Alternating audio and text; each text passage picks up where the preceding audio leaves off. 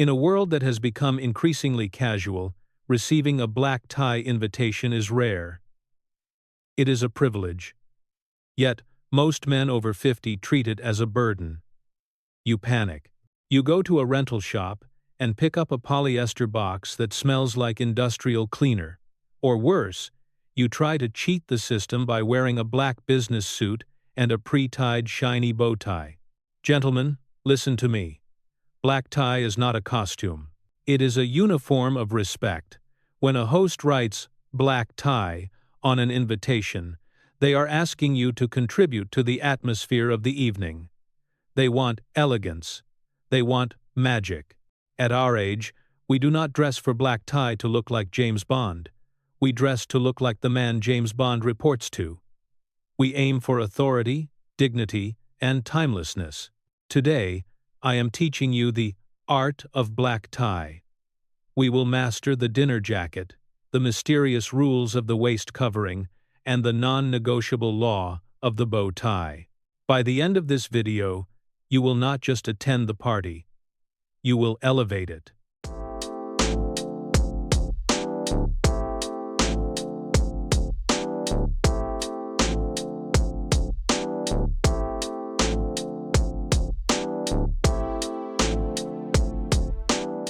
Part 1. The dinner jacket. The foundation. The foundation of the entire black tie aesthetic is the jacket, traditionally known in sartorial circles as the dinner jacket. The very first thing you must understand is that a dinner jacket is not a suit. They are sworn enemies. A business suit is a uniform of commerce, designed for the day, representing labor and obligation. The dinner jacket is a uniform of celebration, designed for the night, representing leisure and elegance. To wear a black business suit to a gala is to bring the energy of a spreadsheet into a ballroom. For the man over 50, the architecture of the jacket is your greatest ally. We are looking for specific details that signal authority rather than conformity. The lapels. The signature of style first. Look at the lapels. If you walk into a store, you will see rows of tuxedos with notch lapels, the standard cut found on office suits. Do not buy them. Putting shiny silk on a standard notch lapel looks lazy, cheap, and indicative of a rental. It lacks imagination. You have two superior choices. The first is the peak lapel. These lapels sweep upward, pointing towards your shoulders. This is the most formal and authoritative choice. It creates a powerful V shape that broadens your chest and visually slims your waist, an optical illusion that is incredibly flattering as we age. It says, "I am in charge." The second choice is the shawl collar. This is a continuous, smooth curve of silk with no cuts. Derived from the Victorian smoking jacket, the shawl collar exudes a softer, more relaxed confidence. It implies that you are so comfortable with your status that you don't need to look aggressive. It is the choice of the sophisticated host. The color, the midnight blue secret. Most men assume a tuxedo must be black. While black is historically correct, the true connoisseur knows a secret trick used by the Duke of Windsor: midnight blue. Under the harsh, artificial lights of a banquet hall, pure black wool can often absorb light poorly, appearing dull, or even casting a sickly greenish tint. Midnight blue is a shade of navy so deep it is almost indistinguishable from black until you look closely. Under evening light, the physics of the color make it appear blacker than black. It is richer, deeper, and provides a much better contrast against a white shirt and silver or gray hair. It adds a vibrancy to your complexion that pure black simply cannot match. Fabric, facings, and buttons. The material should be barathea, woola fabric, with a pebbled texture that absorbs light beautifully. The lapels must be faced in silk. You have two options: satin, smooth and shiny, or grosgrain, rebbed texture. Grosgrain is more understated.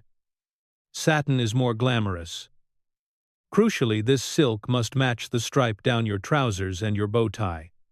This continuity is what separates a custom look from a mismatched mess. Finally, construction. A proper dinner jacket has one button at the front, just one. This creates a deep opening to show off your shirt bib, never two buttons. As for the back, avoid the single vent in the center. It is a hallmark of cheap jackets and exposes your seat when you put your hands in your pockets. Choose double vents for comfort, or no vents for the purest silhouette.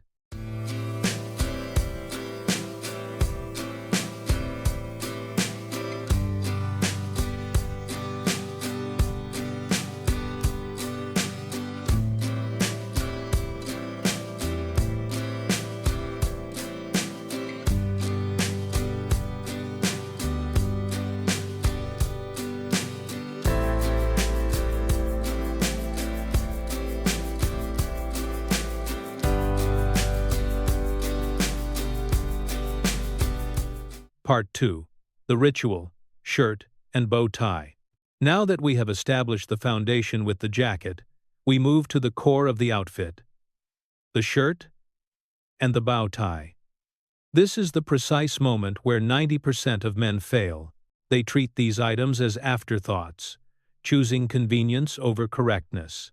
But for the man over 50, this is not just dressing, it is a ritual. The shirt, armor of elegance. First, the shirt. It must be white, a crisp, brilliant white. But do not make the mistake of wearing your standard office shirt. A formal shirt has a specific architecture designed to maintain dignity throughout the evening. The defining feature of a tuxedo shirt is the bib, or front panel. This is a layer of double-thickness fabric sewn onto the chest. It comes in two classic styles: pleated, vertical folds, or Marcella A, stiff, diamond-textured cotton peak. The purpose of the bib is not just decorative, it is functional. It ensures that the front of your shirt remains stiff, flat, and pristine. Even when you sit down, it prevents the fabric from wrinkling or collapsing against your stomach, maintaining that clean, powerful silhouette we desire. Furthermore, a proper formal shirt does not use plastic buttons. It requires studs. These are small pieces of jewelry, typically made of gold or silver, with inlays of mother-of-pearl, white, or onyx, black. Replacing standard buttons with studs elevates the shirt from a garment to an ensemble. It signals that you have taken the time to assemble your look piece by piece. Pair these with matching cufflinks on your French cuffs. A warning: avoid novelty cufflinks, shaped like golf balls or playing cards. Keep it simple, metallic, and heirloom-esque. The bow tie, the soul of black tie. Now, we arrive at the non-negotiable law of black tie.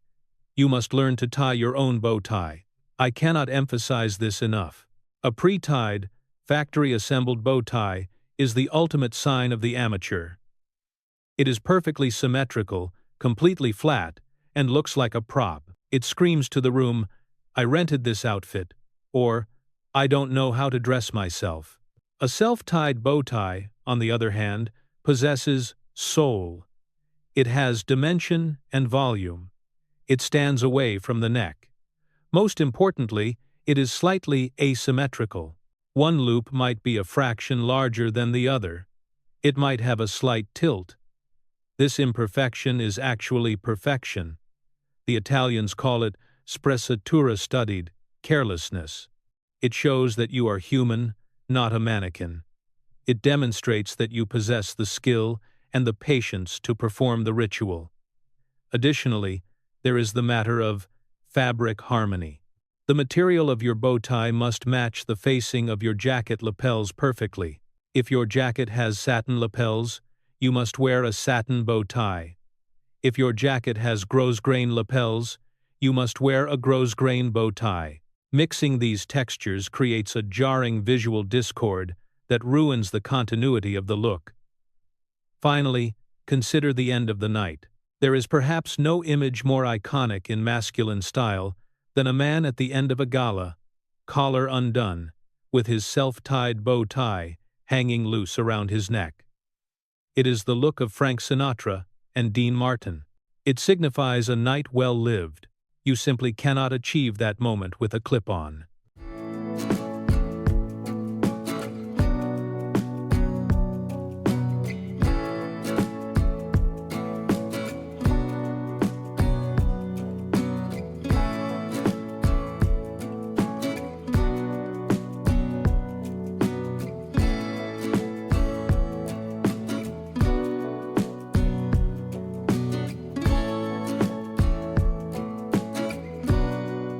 Part 3.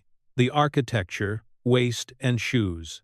For the man over 50, item number 3 involves the most critical functional tools in the black tie arsenal.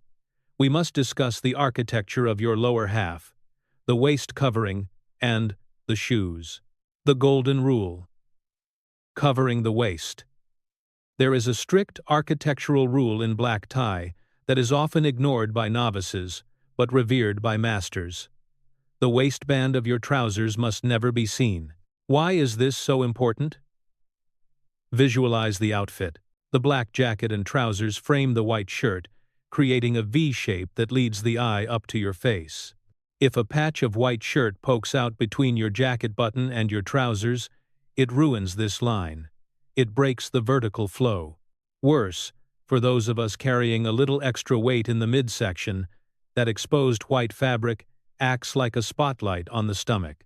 To solve this, you must employ a waist covering.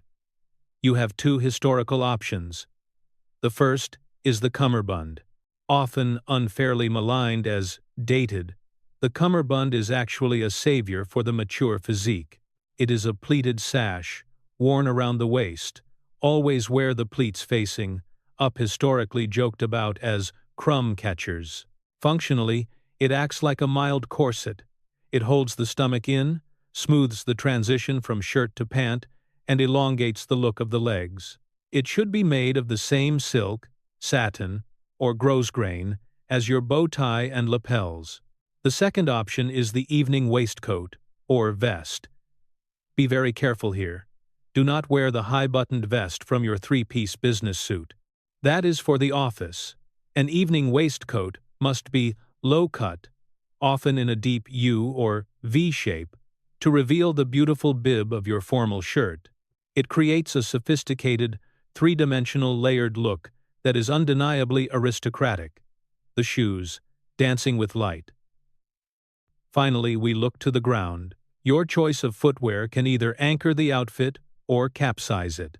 The first rule is what not to wear. Leave your wingtips, brogues, and any shoe with decorative perforations at home. Those are country shoes. They are too busy and too casual for the sleek minimalism of a tuxedo. You want a shoe that is streamlined and simple. The gold standard is the patent leather Oxford, or a hole cut. Patent leather has a high-gloss, glass-like finish that mirrors the shine of your lapels. Under evening lights, this reflection is mesmerizing. It separates the shoe from the matte wool of the trousers.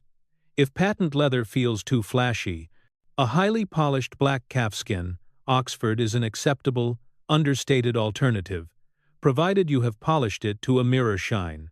However, for the man over 50 who has truly arrived, especially if you are hosting the event or attending a private club, there is a third option. The velvet slipper, often called the Albert slipper, typically made of black velvet, sometimes with a subtle embroidery, like a monogram or a skull and crossbones for the rebellious. These shoes are the ultimate power move. They say, "I am so comfortable in formal wear that this feels like wearing house slippers." They soften the rigidity of the tuxedo. They add a texture that absorbs light, contrasting beautifully with the shine of the trousers. Wearing velvet slippers requires a certain level of gravitas, but at this stage in your life, you have earned it.